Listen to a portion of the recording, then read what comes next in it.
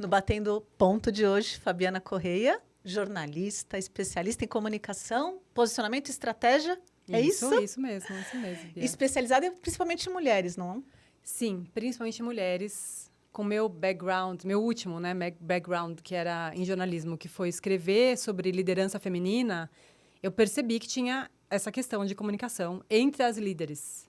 Muito mais do que entre os líderes que eu entrevisto há 20 anos ou 30 anos. Mas era muito mais forte com as mulheres a questão da dificuldade de se comunicar mesmo, de se colocar, de se posicionar, de criar um ambiente de visibilidade para a carreira delas. Tem muita vergonha, muita timidez, enfim, não acha o lugar, não acha a voz. E aí, quando eu saí desse meu último emprego, eu já estava construindo, já tinha construído esse trabalho novo. Que incrível. Bem, primeiramente, muito prazer, então, recebê-la aqui. Muito obrigada por me convidar, agradeço. Muito obrigada. E conta um pouquinho, então, da sua história. Como é que você chegou no jornalismo? Como é que você chegou na pauta feminina? Como eu cheguei no jornalismo foi há mais de 30 anos. Que legal.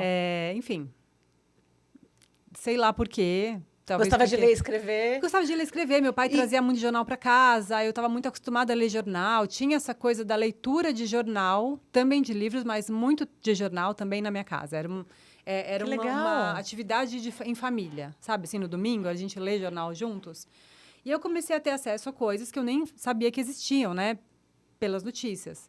Muito mais cadernos de cultura e tal. Obviamente, eu não lia muito política e economia. Eu era uma criança, né, sei lá, de 10 anos, 11 anos, que é quando eu me lembro fazendo isso. Então, tive muito contato com... Era Caderno 2, Ilustrada, lia esses 2 cadernos de cultura dos jornais. Acho que isso incentivou muito. E também já gostava de escrever, já era muito voraz, assim, na leitura. Então, acho que as coisas se casaram. Assim, eu fui fazer jornalismo. E no meu primeiro ano, eu já estava trabalhando, estagiando. Enfim, não tinha estágio regulamentado naquela época ainda, mas já estava me virando, assim. Que legal, que legal. E aí você, em algum momento, é que chegou nas temáticas da mulher na liderança? Bem recentemente. Eu escrevo sobre carreira faz 20 anos. E comecei na Você S.A., quando a Você S.A. foi lançada, exatamente quando ela começou, nos anos 2000. E fiquei lá teve 2 momentos lá, acho que quase 7 anos ao todo. E, enfim, comecei a perceber a diferença de comunicação entre executivas ou empreendedoras e homens executivos e empreendedores, né? Como eles se colocavam de maneira diferente, como contavam sua história com muito mais tranquilidade, mais propriedade do que as executivas e as empreendedoras. Olha. Senti que elas se sentiam reprimidas também em algumas questões, às vezes dentro da própria empresa não tinha tanta liberdade, enfim. E no meu último emprego, né? Em redação, do qual eu saí em abril, eu percebi isso muito fortemente porque eu escrevia sobre mulher na liderança. Então, eu tive a oportunidade de entrevistar muito mais mulheres, assim, em série, do que em qualquer outro momento da minha vida. E aí eu percebi que isso realmente era um caso. As mulheres, às vezes, me ligavam no dia seguinte, olha, a entrevista pegou mal aqui dentro da empresa, porque eu estou falando de mim, estou falando da minha carreira. E isso não acontecia quando eu entrevistava os homens. Então, eu comecei a perceber essa diferença e vi que tinha algo que eu poderia fazer e que podia, assim, era algo que eu gostaria de fazer e era algo importante para o mundo. Então, tinha essas impacto duas... real. Então, eu juntei essas 2 questões e comecei a trabalhar como mentora, como consultora de posicionamento e de comunicação estratégica para homens e mulheres, mas... Acontece que as mulheres me procuram muito mais e eu desenvolvi também, comecei a entender o que tem por trás das questões de comunicação das mulheres. Uhum. Isso me deixa mais à vontade, né? Para trabalhar com elas. Com esse público. Sim. Muito bom, muito bom. E teve algum fracasso na sua carreira que te preparou, na verdade, para um sucesso futuro? Você lembra de algum caso desses? Porque a gente teve vários fracassos. Deve ter tido muitos. Você lembra de algum? Você me falou isso, né? Antes da gente começar. Eu fico pensando... se eu dei alguma importância para eles. Acontece que no jornalismo é tudo muito fugaz. Porque você põe a matéria no ar, no outro dia você já pôs outra, e outra, e outra. Então, o que não foi muito bem acaba sumindo. Claro, se não for um grande furo negativo, não furo de reportagem.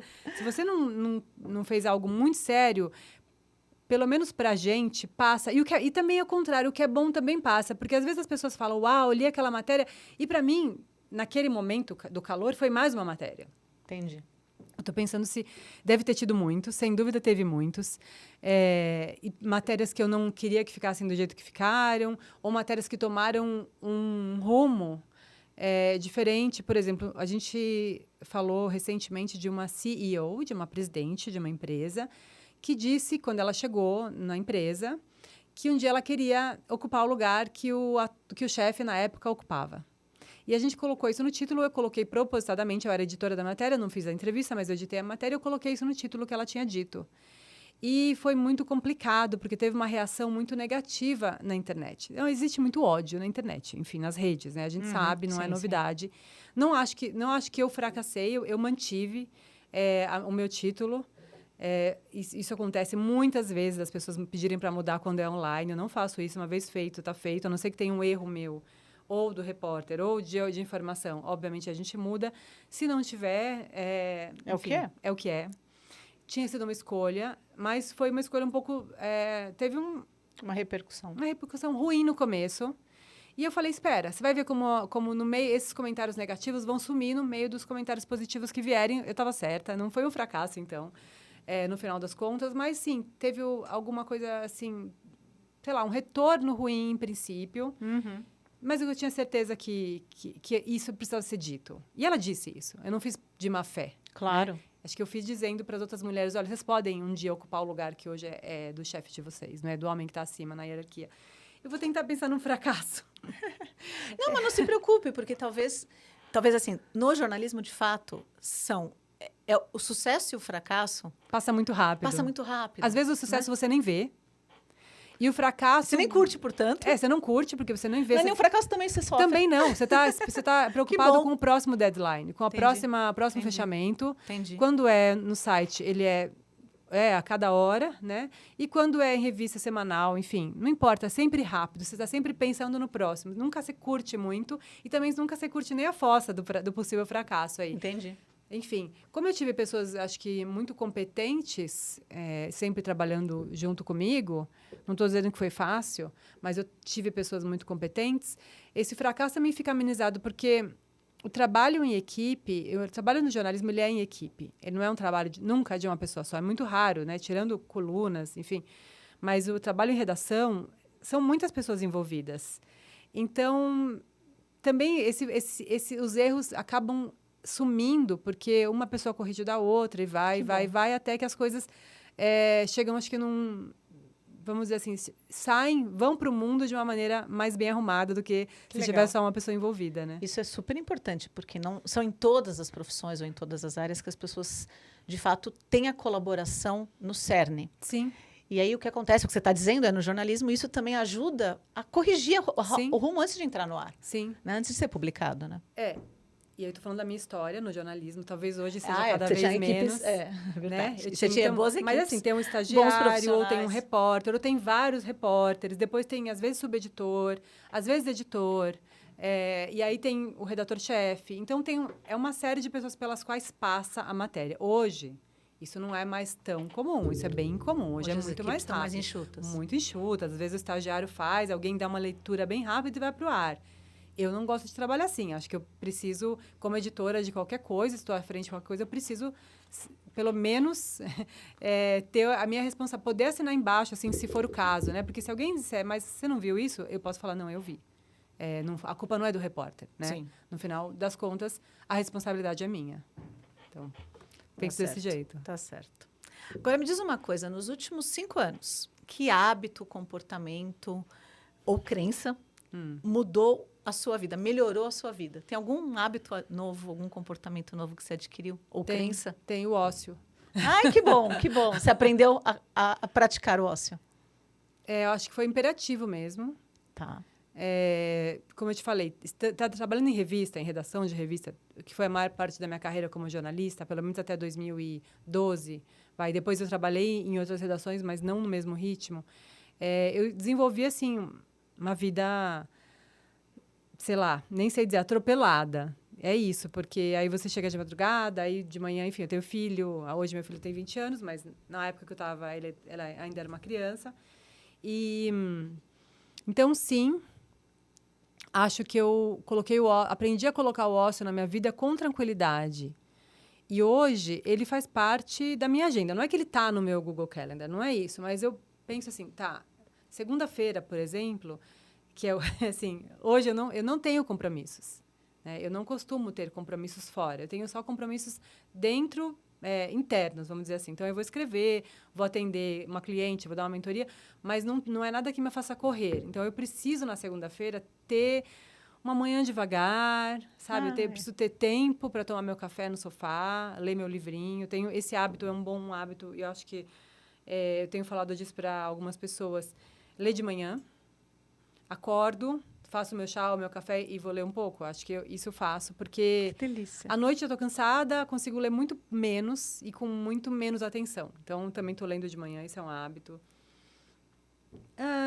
Enfim, acho que esses dois fazem parte assim, de como a minha vida profissional se dá. Tenho outros também, mas eu gosto do hábito de ter ócio no meu dia. Excelente. Muito e aí bom. Não é assim 15 minutos de ócio. Eu tenho uma hora só minha mesmo e não fazer nada. As pessoas se sentem muito ocupadas, né? Então, acho que eu hoje não me sinto ocupada de não fazer nada. Para mim, faz parte da minha capacidade de produzir e de fazer algo. Que legal. Muito bom. Agora, alguma recomendação ruim que você recebeu na sua carreira de jornalista? Porque, claro, quem recomendou achava que era uma boa recomendação. Sim. Mas que você, ao olhar para trás, falou, putz, não era legal essa recomendação. Pergunta difícil você está fazendo, gente. Eu acho que eu nunca vi... eu sempre vi o que eu recebi de cima, na hierarquia da empresa, como algo muito rico. Mesmo que eu não concordasse e, de alguma maneira, eu ia refletir sobre aquilo. O que eu acho que eu não gostava em alguns momentos é quando você tem uma pauta para se provar. Né? Isso acontece um pouco em política, em Brasil, sabe? Quando tem uma pauta para se... Não que seja muito comum, mas, às vezes, o editor ou o diretor tem na cabeça algo que você tenta provar em vez de você simplesmente apurar. Isso não foi muito bom. Eu ter que provar algo, mesmo porque eu não ia provar nada, eu só ia conseguir, talvez, uma apuração muito capenga. Isso, obviamente, quando eu era muito jovem. Hoje eu já teria outra postura diante disso. Eu não vou provar nada, eu vou atrás, eu vou apurar e vamos ver o que vem. Claro que você tem pistas, né? Antes de apurar muitas, mas às vezes as pistas também, enfim, não levam a lugar algum. Então, acho que uma apuração de verdade, como deve ser, e não uma apuração para provar algo para alguém. E não é porque tem... Como se diz? Não é porque porque tem uma... Como se... Sei lá. Uma ordem de cima. Não é isso. Digo, sei lá, da direção da empresa. Mas, muitas vezes, é a área... o lado que o veículo vai. Porque os veículos são, sabe? Têm posições políticas. Se dizem que não tem... Esquece, porque tem. Todo mundo tem. Claro. Então, às vezes, aquela posição é a posição que você tem que seguir, não importa o quê. E isso acho uma das piores situações que eu já vivi no jornalismo. Claro. Graças a Deus não foram muitas, mas já aconteceu. Entendi. Agora, você tinha falado do ócio, né? Quando você se sente sobrecarregado ou sem foco, além do ócio, que já é uma prática sua, sim, tem alguma estratégia que você usa naquele momento específico de sobrecarga ou de foco? No dia? Para voltar para o seu eixo? Eu acho que quando eu estou muito sem foco, eu saio daquele ambiente ali, sabe? Eu vou passear com meu cachorro, eu vou fazer alguma coisa, porque não é aquilo que, de repente, meu corpo ou minha mente é capaz naquele momento. Ou também, tiro um tempinho e... vamos dizer que hoje eu preciso ter muito foco e eu já sei que vai ser um dia que eu vou trabalhar muito. Eu tiro uns 5 minutinhos meditando ali no começo. Ótimo. Uso minhas ferramentas que todo mundo conhece, né? Pomodoro, enfim... meu chá verde, que é ótimo para focar. Tenho também minhas Usa música também? Estratégias. Não uso música. Não gosto de trabalhar com música. Prefiro trabalhar em silêncio. Eu também não uso, mas hoje mesmo eu estava lendo o quanto ajuda, né? Pois é, eu já trabalhei muito com música. Algumas coisas. Já até tenho lá uma playlist assim, para trabalho, mas hoje em dia eu prefiro trabalhar sem música. Eu também acabo ficando no silêncio. Eu gosto muito de silêncio. Preciso também, eu acho que o mundo está muito barulhento, né? Nossa, demais. É muito ruído, né? Sim. É muito ruído. Então, é ruído externo, é ruído interno. Sim. E a gente tem que, de alguma forma, acalmar tudo isso, né? Nos últimos anos, o que você ficou craque em dizer não? Você deve ter ficado craque, hein? Eu falo muito não. Outro dia eu tava lendo algo. Não sei se estava no workshop e alguém perguntou se você tem dificuldade em dizer não. Eu falei, nossa, acho que eu tenho dificuldade de dizer sim atualmente. Mas me diz, o que mais você diz não? Para que mais você diz não? Coisas que eu não quero fazer, trabalhos que não fazem sentido para mim. Que bom. Que não pagam o que eu acho que é meu preço. Que não fazem sentido dentro da minha história.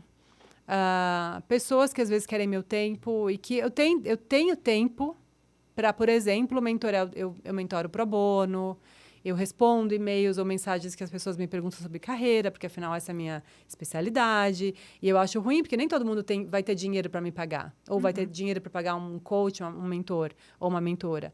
Então, eu muitas vezes respondo, mas tenho minhas mentorandas no Projeto Viela, então, que também é um projeto para jovens, de educação para jovens. Então, eu faço o que é possível pro bono. Mas isso não quer dizer que eu sou uma filantropa. Eu sou uma profissional e preciso trabalhar e ganhar ainda. Sim. Quando eu tiver ganhado o suficiente para não depender mais do meu salário, talvez eu trabalhe só pro bono. Mas sim, eu acho que tem uma coisa com o trabalho de comunicação que as pessoas acham que é só escrever. É só escrever um texto, é só escrever uma legenda, é só fazer uma foto, o que tem? E não é isso. Quando faz isso bem, isso é fruto de anos de aprimoramento, né? Estudo, exatamente, experiência. Então, hoje eu só escrevo bem e rápido porque eu passei 30 anos escrevendo. Há 30 anos atrás, eu não escrevia bem nem rápido. Então, eu acho que existe um certo desprezo pelo trabalho de comunicação, porque as pessoas acham que é só ir lá, é só escrever. E não é. É toda a minha experiência de vida e de carreira. Vou te confessar que o mesmo ocorre com recursos humanos.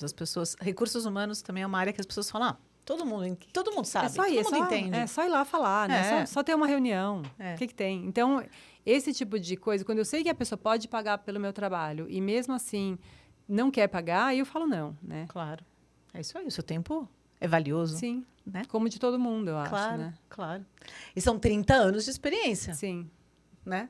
Quantas horas as 10 mil horas de trabalho já passou há muito tempo. Muito tempo, né? Sem E é 10 mil horas que a gente precisa para chegar no nível aceitável, então.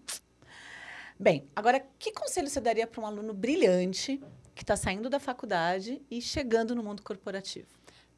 Procure o máximo de experiência que você puder. Não fique muito focado em fazer cada vez mais cursos. Eu vejo que hoje existe essa demanda no mercado, né? Das pessoas terem MBA, terem um monte de coisa. Mas eu acho que é muito mais importante ele ter experiência, aprender com essa experiência, aprender na relação com as pessoas, aprender a se relacionar com vários tipos de pessoas que ele vai encontrar no ambiente dele. Isso é muito importante. Essa exposição, né? O que acontece hoje com o trabalho remoto? Essa exposição aos relacionamentos diminuiu. Então, busque essa exposição, busque encontrar seus amigos ou colegas de trabalho, marque coisas. Se tiver um evento presencial da empresa, vá. E tenha o máximo de experiência que você puder. Se depois de 2, 3 anos você sentir que naquela empresa você não está mais, sei lá, aprendendo coisas novas, procure emprego novo, não fique preso a isso. Eu acho que, claro, tem um período aí que você está aprendendo ainda, não acho que é em 6 meses, muitas vezes não em 1 ano, mas vamos dizer que tem um tempo em que você sente que as coisas estão se repetindo, então vá procurar outro emprego. Eu acho que o máximo de experiência que puder ter. É o que eu valorizaria. Diversificar. Experiências. Legal. Muito bom, muito bom. Agora, essa pergunta é bem interessante para você pensar. Qual compra de R$200 ou menos nos últimos 6 meses teve o maior impacto positivo na sua vida? Aquilo que você massagem. Mas é uma massagem tão especial assim? Uma boa massagem. Não era nem não tão cara, né? Eu fiz uma massagem, não sei se foi R$200 ou menos. Deixa eu ver que mais. Que mais que eu gosto. Mas era uma massagem diferente das que você estava acostumada a fazer? Era uma massagem nos pés. Ai, que fantástico! Não é bom? Maravilhoso! Você consegue imaginar, né? Com escaldapés e tal. Isso, pra mim, momentos que são só meus, assim, e que é muito raro, né? Porque, enfim, tem trabalho, tem cachorro, tem filho, tem marido, amigos e tudo mais, que é tudo muito legal.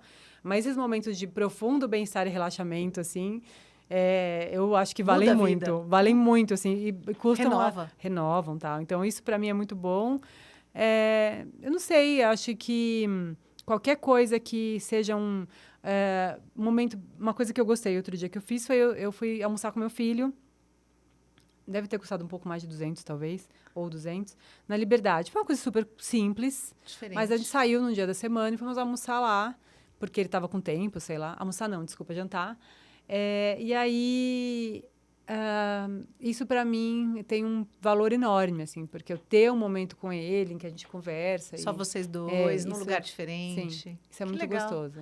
Não, você falando, eu fiquei já lembrando, semana passada, eu fui no boteco do bar, no boteco da esquina com meu filho, almoçar. Não é gostoso? Uma delícia, Sim. um momento só seu, no meio da rua, né, aquele estendidinho que eles fazem, né? Simples, uma delícia. Sim. Que legal, muito bom. É a experiência, né? Sim. É o tempo, e a conexão, né? É o tempo, de fato, dedicado, que acho que a gente está negligenciando tanto, né? É verdade, verdade. Você tem o hábito de presentear com livros? Não mais. Não, eu presenteei meu filho com livro recentemente. Eu presentei ele bastante com livros. E que livro você tem presenteado mais aí? Eu dei para ele. Eu dei A Elite do Atraso, do Gessé Souza. Ele também uma biografia do Tupac, que ele gosta, do Tupac Shakur. E uma do Bob Dylan. Eu não sei se ele começou a ler algum ainda, mas eu dei 3 livros para ele de presente. Que legal, muito legal. Você só tem um filho? Só. Ai, que legal. Olha, que livros bons que você deu. Bom, ele está começando a faculdade de jornalismo, ele tem que estar por dentro do que está acontecendo, né? Que legal. Mas você acredita que já vai acabar o Batendo Ponto? Rapidinho, né? É super rapidinho. Mas essa daí é para fechar. Se você tivesse um baita outdoor, onde você quisesse, na cidade, no campo, na estrada, seu, que frase você estamparia nele? Qual é a sua frase? A minha frase? Fala de mim. Vai estar estampado para todo mundo ver, com o seu nome assinado. O que você quer deixar estampado nesse outdoor? No outdoor da Fabiana Corrêa. Eu tinha uma frase que estava no meu... Nem sei se ainda é minha frase, mas isso, sem dúvida fala muito para mim ainda, que acho que era uma frase eu acho que é do Dostoiévski. Não tenho certeza. Mas que diz que a beleza salvará o mundo. E eu acho que a beleza, no sentido da natureza, do equilíbrio, de um ambiente acolhedor, e isso faz muita diferença na vida hoje. Então, você ter um lugar... e eu estou falando de mim, né? Eu, por exemplo, tenho meu lugarzinho na montanha, assim. E, para mim, é o lugar da beleza, o lugar da natureza, tem muito a ver com isso. Talvez fosse por aí, mas você me pegou muito de surpresa.